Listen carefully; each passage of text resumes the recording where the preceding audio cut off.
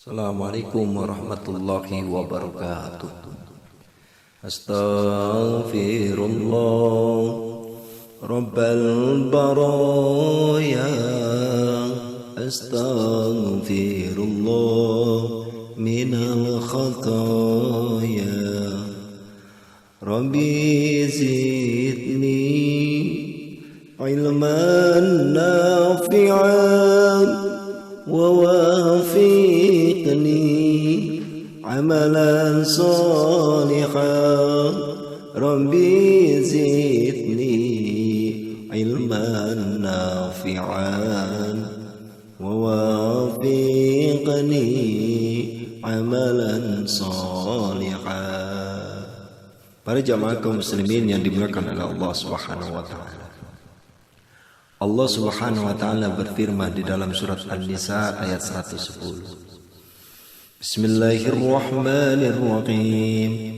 Wa may ya'mal su'an aw yazlim nafsahu thumma yastaghfirillah yajidillaha ghafurur rahima.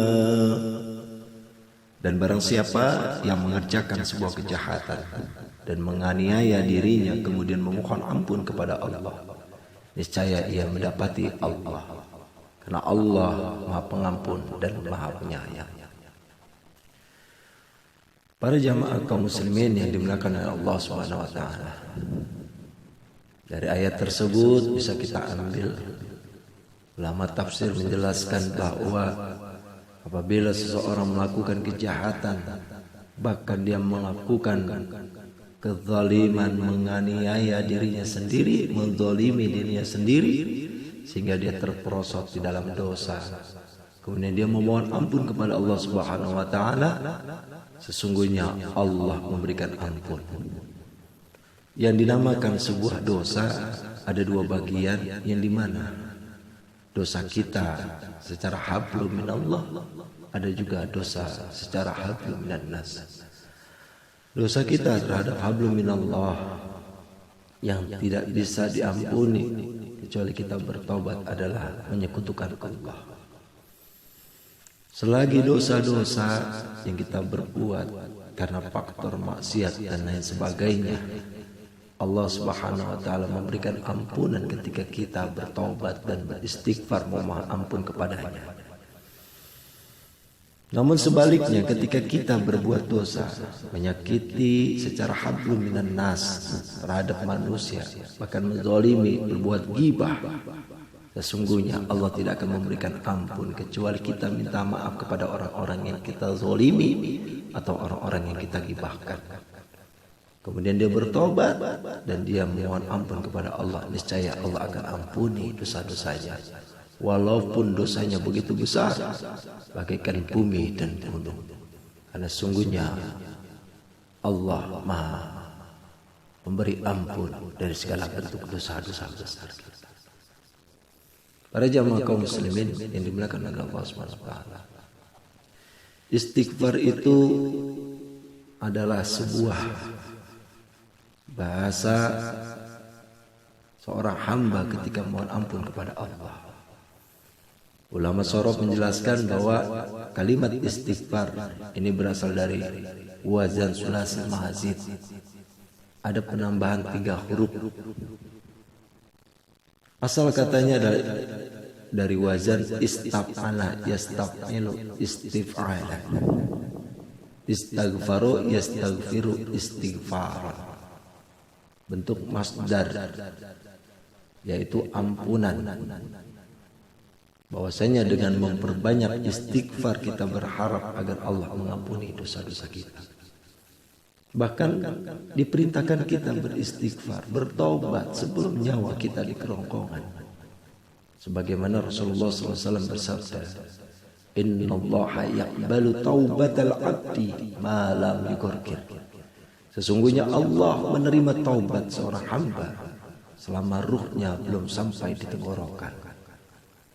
Ketika ruh sudah sampai di tenggorokan, sulit sekali kita mengucapkan kalimat-kalimat La ilaha illallah Muhammadur Rasulullah ketika ruh itu sudah sampai di tenggorokan, sulit.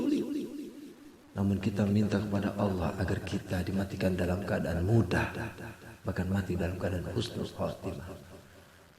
Maka diperintahkan kita untuk selalu memohon ampun sama Allah, berharap agar segala bentuk kesalahan dan dosa-dosa kita diampuni oleh Allah Subhanahu wa taala. Bahkan seseorang yang mendawamkan istighfar itu mempermudah dan juga membebaskan dari setiap kesusahan. Kalau kita ambil di dalam kitab Tanqihul Qaul, sarah kitab Tanqihul Qaul halaman 33 dijelaskan, ada satu riwayat diriwayatkan oleh Ibnu Abbas, Rasulullah SAW bersabda, "Man aktsara minal istighfari ja'alallahu lahu min kulli hammin farja wa min kulli dayqin makhraja wa razaqahu min haitsu la yahtasib." Barang siapa memperbanyak istighfar, maka Allah memberinya kebebasan dari setiap kesusahan dan Allah berikan jalan keluar dari setiap kesempitan, serta memberikan rizki dari jalan yang tak disangkanya. Ini diambil dalam kitab Sarah Tanqihul Qaul halaman 33. Jadi dengan mendawamkan istighfar itu mempermudah segala bentuk urusan kita, bahkan menghilangkan, membebaskan dari setiap kesusahan dan juga kesempitan, bahkan membawa rizki. Pada sebab itu mari kita dawamkan istighfar. Ketika kita berada dimanapun, memperbanyak istighfar, baik di kendaraan, di rumah, sedang mau istirahat, atau lain sebagainya. Atau ketika kita qiyamul lail, kita bermuhasabah dengan memperbanyak istighfar. Maka sungguhnya dengan memperbanyak istighfar akan memberikan kemudahan sebagaimana Rasulullah telah sabdakan. Bahkan ada kisah yang kita ambil dari kisahnya Imam Ahmad. Kisah Imam Ahmad dan tukang roti. Ketika itu Imam Ahmad di dalam hatinya dia ingin sekali menuju ke kota Irak, yaitu Basrah, daerah Basrah. Kemudian Imam Ahmad dia berpikir, kenapa hatiku ini ingin sekali ke kota Basrah, sedangkan aku tidak mengerti apa maksud hati ini. Akhirnya Imam Ahmad memutuskan untuk ke kota Basrah. Kemudian beliau berjalan terus sampai menuju kota Basrah dan akhirnya menjadi musafir. Tiba waktu sholat, Imam Ahmad sholat. Karena Imam Ahmad sudah melakukan perjalanan yang cukup jauh, beliau kelelahan, akhirnya beliau istirahat di masjid. Tiba-tiba di masjid tersebut ada seorang marbot masjid yang menegur Imam Ahmad, "Wahai Syekh, sedang apa kau di sini?" Imam Ahmad menjawab, "Aku ini adalah musafir dan aku ingin istirahat setelah aku sholat, karena aku lelah." Kemudian marbot tersebut melarangnya jangan tidur di masjid. Kemudian Imam Ahmad pindah keluar masjid, sampai di luar masjid pun masih diusirnya juga. Tiba-tiba ada tukang roti yang melihat Imam Ahmad Syekh tersebut sedang diusir, sedangkan tukang roti itu tidak tahu itu adalah Imam Ahmad.